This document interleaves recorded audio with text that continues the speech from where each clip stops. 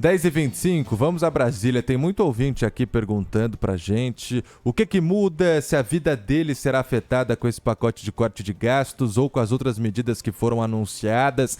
O repórter João Pedro Mello acompanhou essa coletiva de imprensa que acabou agora lá em Brasília e vai trazer os principais pontos, os principais detalhes, porque é uma explicação, João Pedro Mello, que acho que até especialista precisa prestar muita atenção para entender, né? O que falou o ministro Fernando Haddad. Mais de 1 hora, detalhando, ponto a ponto. E aí, conta o que você conseguiu entender pra gente. Bom dia. Pelo Padre, bom dia a você, a todos que estão nos acompanhando. Vou dizer um negócio para você. Foi praticamente o mesmo do que foi dito ontem no pronunciamento do ministro Fernando Haddad. A diferença é que ele teve mais tempo para explicar hoje, né, nessa coletiva de imprensa, do que ontem no pronunciamento que fez a nação em cadeia de rádio e televisão. Mas olha, depois de quase um mês de debate, o governo finalmente apresentou esse pacote de medidas que vão definir os cortes de gastos. E o ministro falou hoje, então, que a ideia é de que a gente tem uma economia de 70 bilhões nos próximos 2 anos, sendo 30 em 2025 e 40 em 2026. E o principal ajuste trata sobre o salário mínimo. O ministro destacou que continua tendo ganho real, ou seja, acima da inflação, mas sempre respeitando o arcabouço fiscal, com limite que varia de 0,6% a 2,5%. Também foram destacados o seguinte: critérios para o BPC, adequando a medida, porque o ministro Fernando Haddad disse que há problemas com o pagamento desse benefício desde o governo passado, já que muitas pessoas acabaram recebendo sem qualquer tipo de atestado, e isso fez esse benefício extrapolar o orçamento em quase 7 bilhões de reais neste ano. No abono salarial, está sendo fixado o direito àqueles que ganham até 2 salários mínimos, e o valor será corrigido pela inflação. Ou seja, após uma regra de transição de um para o outro, as pessoas que recebem até 1,5 salário ficarão isentas. Haddad também falou sobre a ascensão das emendas, limitando acordo feito com o Congresso Nacional, facilitando o cumprimento do chamado piso social da saúde, que vai ter mais verbas para o ano que vem. 20% do aporte federal vai ser para garantir acesso da população à educação, através do Fundeb. Além disso, a partir de 2026, o programa Pé de Meia vai sair do orçamento da educação. Haddad também apontou que o desarranjo das contas públicas era tão grande que talvez seja necessário voltar a medidas de ajuste em breve, mas por enquanto isso não está no radar do governo federal. No caso de pensão de militares, ao fim da chamada morte fixa, que é uma morte fictícia, que seria o seguinte: equiparação de militar excluído ou expulso ao militar morto. Com isso, a gente passa a ter, normalmente, a chamada pensão de viúva ou de marido vivo, Essa pensão não vai existir mais, segundo o que disse hoje o ministro Fernando Haddad. Além disso, não há mais transferência de pensão e foi criada uma idade mínima de 55 anos para a passagem de militares para a reserva. Também foi fixado pelo teto de 3,5% da contribuição do militar para o Fundo da Saúde. E por que essas medidas demoraram? Segundo Fernando Haddad, porque o presidente Lula quis ouvir todo mundo para tomar uma decisão. Ele ouviu todos os setores, todos os ministérios, e segundo Haddad, isso foi bom para todo mundo. A reforma de renda, que é uma outra proposta que foi enviada junto com essa de ajuste fiscal, ela não tem nada a ver com essa proposta, segundo Fernando Haddad, e essa pode ser discutida ao longo do ano que vem. Mas a proposta agora, do corte de gastos, etc., o ministro disse que deve ser aprovada até o fim deste ano. Por outro lado, a gente teve o ministro Rui Costa falando o seguinte, que essa medida da renda quer dar mais justiça para os que têm menos condição, e aí ele fez uma espécie de analogia, dizendo que quem mora no primeiro andar de um prédio não pode pagar o condomínio sozinho no lugar de quem mora na cobertura. Então, portanto, a gente teve esse anúncio do corte de gastos e anúncio também dessa reforma da renda, que vai ser enviada ao Congresso, mas é essa da reforma da renda, que trata ali sobre os impostos que serão pagos, etc., deve tramitar só no ano que vem. É bom a gente deixar isso claro, não são duas propostas que se misturam. O governo só quis aproveitar esse momento, esse hype, se a gente pode chamar assim, para que essa proposta também tramitasse ali ou também fosse anunciada à população. Volto com vocês no estúdio, pessoal. Obrigado, João Pedro Mello, explicando também como vai funcionar essa tramitação no Congresso, porque Tudo isso que a gente acabou de ouvir entre ontem à noite e hoje de manhã, o que foi anunciado pelo ministro da Fazenda, Fernando Haddad, pode acabar, né? Você pode amassar e jogar no lixo se o Congresso não aprovar. Então é uma tentativa do governo em cortar gastos públicos. Está na mão do Congresso. O governo vai mandar tudo isso para a Câmara, para o Senado. Se aprovar, aprovou. E se não aprovar, esquece. Busque outra solução, governo federal, porque são os parlamentares que vão decidir. 10h30 acabou de marcar o quinto sinal da Rádio Bandeirantes. Vamos entender esse pacote, ou tentar pelo menos, Sabino? Vamos conversar com a economista Zeina Latif. Já está aqui conosco. Tudo bem com a senhora? Bom dia. Tudo bom? Bom dia a todos. Bom dia. Olha, a gente tem aqui algumas medidas interessantes. Eu gostaria primeiro que a senhora explicasse como pode impactar no geral esse pacote. Porque o mercado, por exemplo, respondeu muito mal desde a noite de ontem a esses anúncios.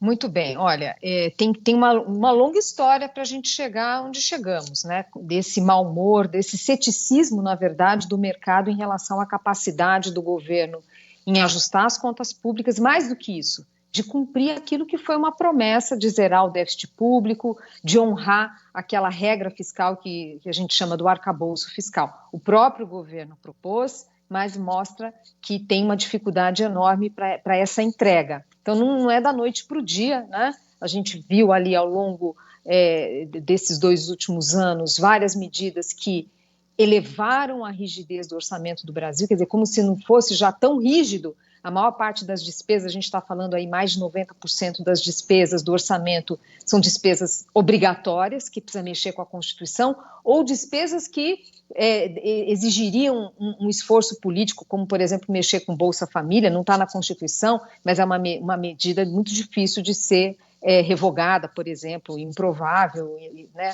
Bom, então tudo isso para dizer que já tinha um orçamento muito rígido, o governo colocou mais rigidez, por exemplo, com a regra do salário mínimo.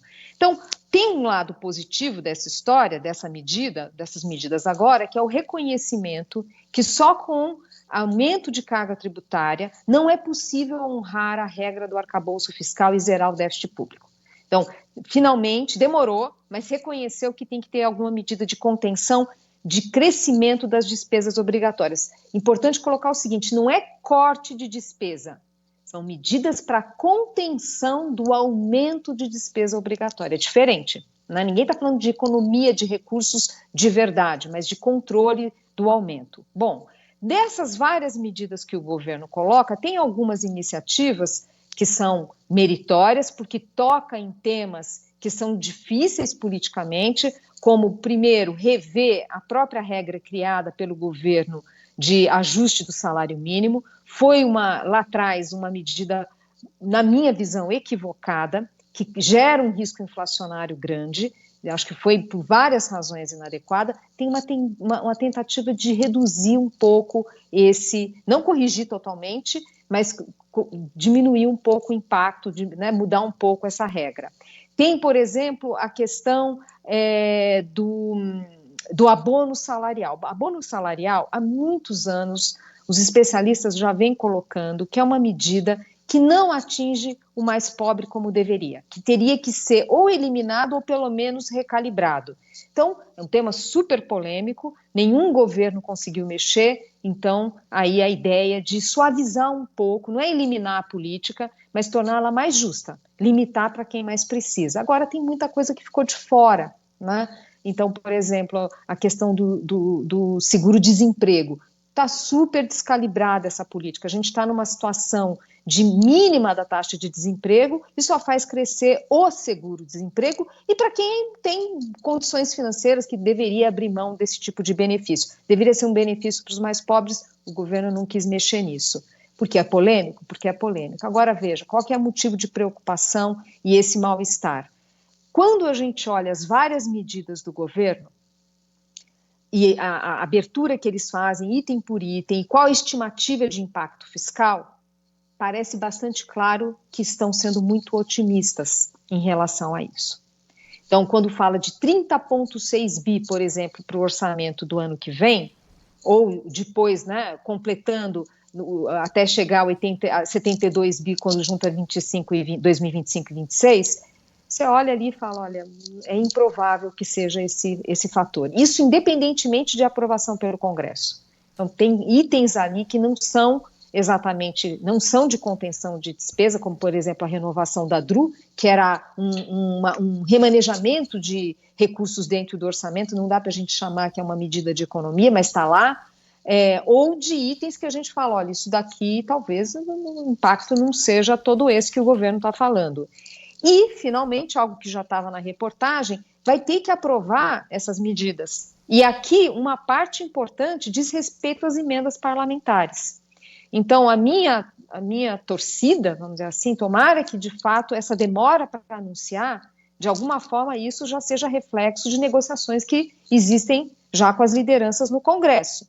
Porque, realmente, na questão das emendas, que tem um peso importante nesse esforço total, estamos falando aqui só para o ano que vem 6,7 bi, o meu receio é que o Congresso dilua muito, né, essas iniciativas. Então, quando a gente olha o impacto, de fato, que pode ocorrer nos próximos, de 2025 e 2026, talvez seja muito magrinho à luz do tamanho do desafio fiscal e à luz da grande deterioração da credibilidade do governo na questão fiscal. A gente vê ali um problema fiscal crescente e o governo perdendo confiança. É isso que explica a taxa de câmbio, por exemplo, explodindo, que a gente está vendo aí quase em R$6. Bom dia, Marco Antônio Sabino. O presidente Lula tem feito declarações aí desairosas para o mercado financeiro, né? Tem sido duro com o mercado financeiro. E o mercado financeiro reagiu com o dólar hoje a 5,982, quase R$6, né? Subindo mais um pouco em relação a ontem. O que a senhora acha que mais o mercado está indicando do que está errado no pacote, aquilo que o mercado teme no pacote? Olha, os riscos são muito altos e veja que a reação do mercado não está relacionada às críticas do presidente Lula. Não existe ciente mercado que unanimemente reage, não é isso. A reação é o temor de não termos de fato um governo entregando aquilo que prometeu, que é honrar o arcabouço fiscal, que é cumprir a meta de zerar o déficit público, sem malabarismos, sem contabilidades criativas. Então, assim, é disso que estamos falando, né? É desse risco de maior descontrole fiscal, com todas as consequências que isso tem na inflação, com todas as consequências que isso tem na percepção de risco da nossa economia. Então, nesses quadros de que há uma desconfiança dos agentes econômicos em relação ao compromisso fiscal do governo, o que tem que se fazer é buscar essa confiança. Não adianta apontar inimigos. Aqui tem uma coisa muito concreta. Olha, a gente está vivendo um quadro de uma inflação que está, sim, mais teimosa, uma taxa de câmbio que traz dificuldades para o setor produtivo, um risco de alta de juros muito forte que vai atrapalhar investimentos do país. Então, assim, não é só o mercado financeiro, a gente está falando de impacto no lado real da economia, né? A gente está falando de impactar a capacidade de continuar tendo essas surpresas positivas que estamos tendo no crescimento econômico. Então, eu acho assim, tem que lidar com a realidade. Quem sou eu para falar isso para um presidente da República? Não é a minha intenção aqui, mas assim, eu acho que tem um problema muito sério de corrosão da credibilidade desse compromisso do governo em arrumação das contas públicas, e esse pacote, ainda que tenham coisas na direção correta, acho que é importante colocar isso, tem sim decisões que vão na direção correta, os números em si não convencem.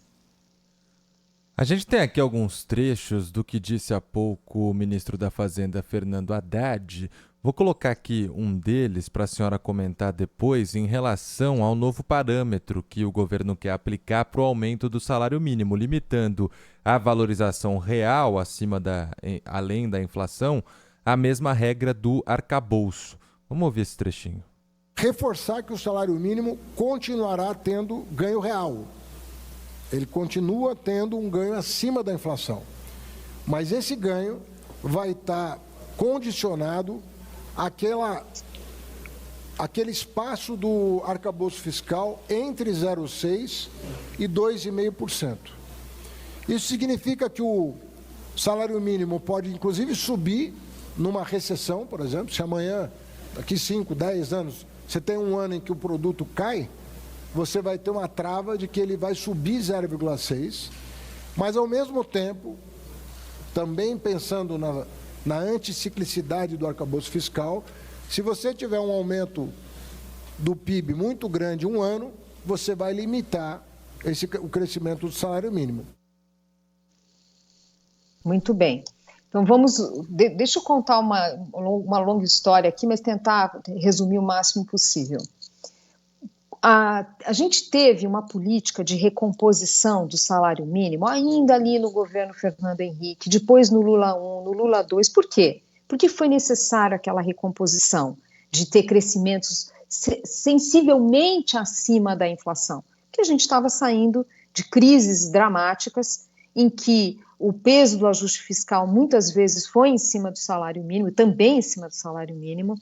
Então, era um salário que estava muito defasado à luz do quanto a inflação tinha sido acumulado no período. Então, o governo Fernando Henrique começou nesse processo de valorização, o governo Lula 1 e 2 deu continuidade. Teve um momento ali que, nos meus cálculos, é ali, mais ou menos 2015, alguma coisa assim, que a gente olha e fala, olha, aliás, até antes, para ser sincera, mas enfim, que a gente olha e fala, olha, não precisa mais ter política de recomposição, né? O valor hoje está mais compatível com a cesta de consumo e não convém fazer ajustes mais fortes, porque isso, como não tem milagre na economia, cedo ou tarde isso vira inflação. Então, aquele empresário que faz o ajuste do salário, lá na frente ele vai tentar repassar, se é muito alto o reajuste à luz dos ganhos de produtividade, da economia, daquilo que de fato o trabalhador trouxe de produção, claro que isso vai gerar mais inflação. E o outro canal é, obviamente, a questão da previdência. A gente tem mais de 50% dos gastos do país, do orçamento da União, 50%, 53%, algo assim, está atrelado ao salário mínimo. Então, o salário mínimo sobe e isso faz subir muitos gastos públicos, o que também é inflacionário. Cedo ou tarde, acaba se traduzindo em inflação e taxa de juros mais elevada, que o Banco Central precisa subir os juros para controlar a inflação. Então, quando o governo Lula começa e fala, olha, eu vou retomar essa política de ajustar o mínimo pela inflação e também pelo crescimento do PIB, isso já trouxe muita preocupação. Fala, puxa vida, mas a gente já está com um problema com a Previdência, fizemos uma reforma que foi incompleta, foi importantíssima a reforma da Previdência do governo Bolsonaro, que foi iniciada a discussão no governo Temer, que bom que deu continuidade, mas era uma reforma muito, com um impacto importante, mas ainda incompleta. Então, nesse contexto e de aumento muito forte de alguns gastos assistenciais, que até houve ali, o governo acho que errou a mão em alguma medida, está explodindo alguns gastos, mas, enfim, o fato é que trouxe muita preocupação. Então, reconhecer que precisa fazer uma recalibragem dessa política, por mais duro que seja politicamente, porque as pessoas não entendem que uma hora isso traz problema e todos perdem, quer dizer, teve méritos. Foi uma iniciativa tímida, esse recalibramento aí, vamos colocar assim, de colocar limites para o aumento, mas também para evitar a queda do salário mínimo em termos reais? Sim, né? Ou não ter ganho nenhum, perdão, em termos reais? Sim, né? Acho que deveria ter sido mais ambicioso, no sentido de limitar mais esse reajuste, mas acho que tem mérito de reconhecer que tinha um problema. Nós estamos conversando com a economista Zena Latifi, repercutindo aí o pacote anunciado ontem pelo ministro Fernando Haddad em Rede Nacional de Rádio e Televisão e explicado hoje em entrevista coletiva. um ponto que chama atenção, acabou sendo aquele que mais chamou a atenção de todas as pessoas, e os nossos ouvintes estão ligando para cá fazendo perguntas, foi um item adicionado no pacote que pouco tem a ver com corte de gastos, mas foi um jeito, do ponto de vista de estratégia de comunicação do governo, dar uma boa notícia, que é a questão do imposto de renda. Vamos ver o que o ministro Fernando Haddad falou sobre esse assunto. Quando tomamos posse, o presidente Lula ele tinha uma tabela de isenção que era de R$ 1.800, se eu não estou enganado, em torno de R$ 1.800. A partir de 1º de janeiro do ano que vem, ela já vai atingir mais de R$ 3.000. Ou seja, nós vamos ter incorporado aí um contingente de brasileiros expressivo, que deixaram de pagar imposto de renda em função do aumento da faixa de isenção. E o nosso objetivo é que em 1º de janeiro de 2026, essa faixa de isenção atinja R$ 5.000. Essa faixa de isenção vai ser feita da mesma forma que foi feita nas 2 vezes passadas. Ela não atinge todo mundo que tem renda, ela atinge todo mundo até um determinado limite. Então, por exemplo, a faixa de isenção até 5.000, de fato, levando em consideração o status atual, ela vai beneficiar todo mundo que ganha até 5.000, porque vai deixar de pagar, e todo mundo até cerca de R$ 7.500, porque vai pagar uma alíquota um pouquinho menor do que paga hoje. Então, se você somar o que vão deixar de pagar, mais aqueles que vão ter uma alíquota menor, com essa forma de cálculo, que não é a forma de cálculo que está circulando aí no mercado, a suposta renúncia atingiria alguma coisa em torno de 35 bilhões de reais, e não 70 bilhões de reais estimados pelo mercado. Economista, o que a senhora pensa disso e desse anúncio no meio do contexto de corte de gastos? Bom, claramente foi uma preocupação do governo com a questão política, né, tornar mais palatável politicamente essas medidas, mas eu acho que o custo dessa decisão eu acho muito elevado, né? A gente está vendo a repercussão disso no comportamento do dólar, dos juros de mercado, de ter misturado esses canais, trazer uma discussão que precisaria maior estudo técnico, eu entendo, foi uma promessa do presidente Lula na campanha, mas acho que até fica aqui, acho que uma ressalva importante, muito cuidado com as promessas de campanha, né? Porque muitas delas são de difícil entrega, ou um custo muito elevado para entrega. Aqui algumas considerações, que às vezes parece que nós economistas só queremos, né, que é menor ajuste do salário mínimo, mais imposto, parece que a gente não tem coração, né? Mas, assim, importante colocar que tem técnica envolvida nessas coisas. Quando a gente olha o limite de isenção do imposto de renda no Brasil e compara com a experiência mundial, não dá para a gente dizer que somos um país, de fato, que tributa demais. Essa barra, nos outros países, ela quer dizer, a isenção não é alta de forma alguma. Então, a gente não tem uma situação que chama atenção, né? Olha, puxa, estamos tributando demais as classes populares porque são parâmetros parecidos, né, com a experiência. Mas, enfim, o fato é que vem uma notícia como essa num momento de risco de descontrole das contas públicas. Então, não era momento de mexer com isso. Você fala, mas vai ter essa compensação na taxação dos mais ricos. Veja, tem várias iniciativas que precisam ser tomadas para eliminar distorções do imposto de renda, que favorecem grupos que são mais ricos e pagam pouco imposto. A gente vê de vez em quando notícias sobre muitas pessoas que estão, por exemplo, no regime, empresas que estão no regime do Simples, que não são empresas de baixo faturamento, né? São vários CNPJs. A gente tem a mesma situação no microempreendedor individual, pessoas que têm renda elevada, que não deveriam estar lá. A gente tem disfunções também na taxação de dividendos, né? A história das PJinhas. Então, tem um monte de distorção que precisa ser corrigido, e nem é uma questão só de arrecadação, é questão de justiça tributária.